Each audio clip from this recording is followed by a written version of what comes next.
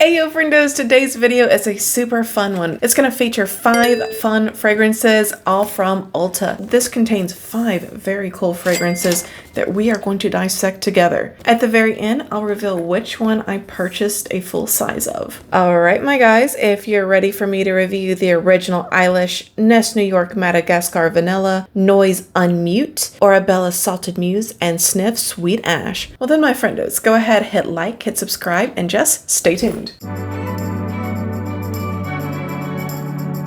Alright my guys, this is so cool. So with this kit, you get a $15 gift certificate. You can use that towards whichever of these 5 fragrances you would like to purchase a full size of. This kit only cost me $20, so I essentially paid $5 for samples. I'm totally okay with that, but let's get into the fragrances. So guys, we're going to start out today with Sweet Ash. This is by Snif. They're a relatively new brand to Ulta, and of course I've already tried these, but this is just for a refresher. So this one I really liked. This was such an interesting experience for me because I've never experienced such a strong vanillic vibe in the opening part of a fragrance before. To me, the description of the top notes to the base notes could have been flipped. And this perfume is precisely why I normally don't mention top, middle, and base in my perfume reviews. It doesn't matter how it's designed. How you experience the fragrance is 1 part personal perception and 1 part chemical reaction. That's why different scents will smell different on different people. And that's also why sometimes we experience things differently, where some of us will say, oh, I smell the strawberry in that. Or someone's like, no, the strawberry is gone in 5 seconds. It's all about the chemical reactions that are happening in the air and on our skin. But I digress. This perfume is shockingly beautiful. It is so unique. I detect a hint of tobacco flower in here. Definitely juniper berries, cassia, and I feel like the namesake is very fitting. It really is a sweet, ashy smell. And this one had a decent longevity, but what didn't wow me was the packaging, unfortunately. And in case you're curious, this one is an EDT, not an EDP. Moving on. Next out of the bag from Nest New York, we have Madagascar Vanilla. Now this one was the funnest to try to put on because this doesn't come in a spray. It comes in one of these little guys right here that everybody hates. I don't know why they did that, even though I feel like this one is very memorable. Also worth noting that if you do choose this one, you get this little dropper thing. I've never liked those types of perfume oils where you have to use, I don't know if you call it a dropper or a dripper, but I don't like it. I don't like it, y'all. I like to spray it in the air, I like for it to land on my clothes.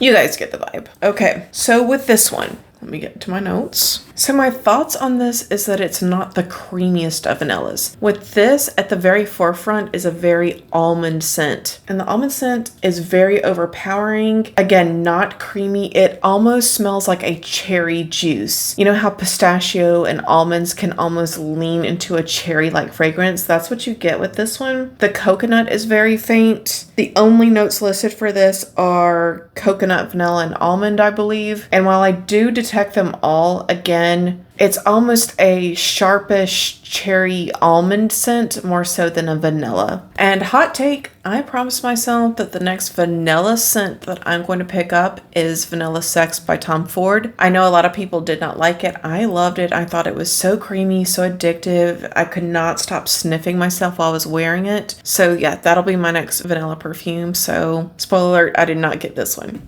Okay guys, this next one is a real hot take. So whenever we prepare for these types of videos, I have 4 people testing these out along with me so that I can get an opinion that's outside of myself to get the perception of others around me. This was the most universally hated perfume I have ever tried on with my family. What I will give to them is their packaging. I mean, check this out. It's very eye-catching. It's very original looking. The opening, you guys, okay, I have to brace myself for this and point it away from me. No, don't spray.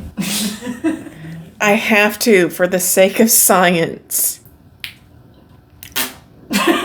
Y'all, it smells like pure rubbing alcohol in the opening. But the disgusting journey does not end there. Oh no, it graduates into something that smells close to clothes that you forgot about and you left them a little too long in the wash and now they're starting to mildew a bit. That's what this graduates to. And yeah, I'm not the only one who feels this way. Check out some other reviews on Fragrantica. People had similar experiences. I think I read one where somebody said it smelled like spoiled milk. I'm still going to read out what they have posted for the fragrance notes. I'm hoping that me and the other people who reviewed this, that we all just got a bad batch or something and that this isn't a final product, but who knows? Okay, the scents listed are plum, cinnamon, pistachio, clary sage, cassia, incense, vanilla, and amber. Yeah, I don't really have much to say about this. It reminded me ever so slightly of Marble Fruit from Boy Smells, and I didn't really like that one either, although I will say that one was better than this one. But again, to leave things off on a positive note, A+ to the team who designed the packaging. All right, moving on. Next up, we have Eilish by Billie Eilish. This is the first one in her collection. I've always really liked this. I have sampled it several times in Ulta, but I just never picked it up. So I'm going to give you the plain Jane description of what this has always smelled like to me. You know those little Andes mints? It's those little chocolate mints that they give you at the end of your meal at the Olive Garden. That's exactly what this perfume smells like to me. So it's very gourmand, delicious smelling. This one comes in strong for me. Now the notes listed for this fragrance are sugar, red berries, orange, vanilla, cacao, spicy notes, rose, tonka bean, amber, musk, and woody notes. I don't really get a lot of any of that. I definitely get vanilla vibes and chocolatey vibes and a little bit of minty vibes. I think what's causing that minty sensation is going to be the combination of the vanilla with whatever they have as a woody note. I wish that they were more specific on which wood they're using, but y'all, it smells so good. Here's the thing though, I already own Nabras from Lattafa, and some say that it's a dupe. The fragrance notes are very similar. With this one right here, it's a little bit more gourmand and it's a little bit more natural smell. It's almost like an eat your arm off gourmand, like true gourmand. However, Lattafa is a little bit more synthetic, but the trade-off there is that it gives off more projection and it's longer lasting. I would also say that it's a little bit more musky, but it's similar enough that I don't know that I would need both in my collection. Also, hats off to Billie. Like, I'm pretty sure this is her form, and geez, do I wish I could achieve a body like that. Okay, moving on. Friendos, this next one has me very excited. This is Bella Hadid's brand Orabella, and this is Salted Muse. Here she is on the front. Doesn't she look beautiful? Here's a picture of the bottle. Also a gorgeous design. And this one is so interesting. This is one that just smells so different from everything else that I've been smelling lately. So this one definitely gives you a punch of salty marine air. And I love that. Like, if you know me, then you know I love the ocean. I'm pretty sure my soul is out there in the sea, and what you're just seeing right now is just the shell and the talking head. But my soul's out there in the ocean, I can promise you that. And this right here just takes me back to it. So it also has a very caramely vibe, but the caramel's in the background. It's not at the forefront. It does remind me of Cheirosa 62. However, Cheirosa 62 is much more gourmand. You have to be a marine lover to like this one. The notes that they have listed out for this one are sea salt, pink pepper, olive tree, lavender, fig, cedar, sandalwood, and amber. So I can't dismiss that I do smell something sweet in the background. However, imagine that Cheirosa 62 was a little bit more herbal, a little bit more earthy, and way more marine. And then you have this fragrance. So this one I also feel like was the most gender neutral of all the ones that I tried on. I don't really know what to say for Noyz Unmite because it was just gross and I can't really say. I'm sorry, guys. I'm sorry. I just didn't like it, okay? If it's your favorite, I'm so sorry. But just remember, opinions are like butts. Everybody has one. I don't know whether to say that that leans masculine or feminine. It's just kind of alcohol-y smelling. But Orabella and Sweet Ash, I felt like those were the most gender neutral. Both of these to me were also the most original. I feel like Sweet Ash 2 is something different that I haven't smelled in a while. Yeah, so we had some really good choices in this one, but the one that I chose the full size of was Orabella Salted Muse. So they have this little thing in the background that says shake to reveal the alchemy, so we're gonna do that together.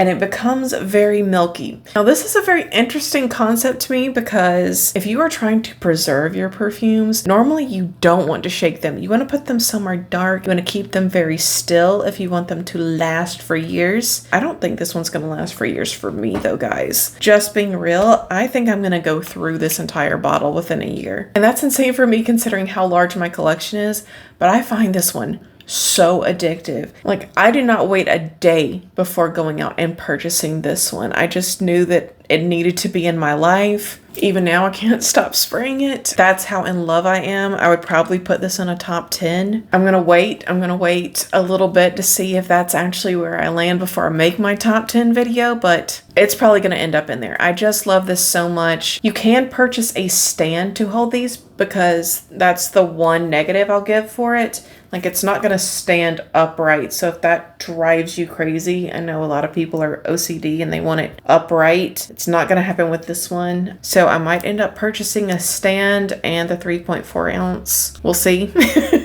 Also, if you're wondering about projection and longevity, this one has good projection and longevity, but it is not beast mode. I will say that. So if you're holding out for one of those, it's not this one. Also, I have the feeling that I might go back and purchase Snif Sweet Ash. Again, it was just something that was very different that I hadn't smelled in a long time. I did not love the packaging on it, but it's only, I think, $65 for 2 ounces, which is not bad. So yeah, I'll probably go back and purchase that as well. Also, let me know what you think about the Ulta kit. You know, usually with the Sephora ones, you get a certificate for a full size, but those are much more expensive. Those will run you between like $85 and $95. I have seen them up above $100, but you can use the certificate to go and redeem for a full size. With the Ulta, you only get a $15 gift card, and it has to be redeemed for one of the 5 cents included in the kit. So let me know your thoughts. To me, I'm not bothered. I don't mind paying $5 for 5 different fragrances to try on. That's totally cool. And yeah, that's really all I have to say about it. And if you did like this kind of video, well, I have a few more Sephora kits to go through with you guys. I went ham on the Sephora sale, and we can walk through a multitude of different fragrances. I'm very excited for it. I hope you guys are too. If you did have a good time here today, know that I appreciate you watching all the way to the end. I love spending my time here with you guys. Please don't hesitate. Give this video a like if you did like it. Subscribe if you haven't done so already, because if not,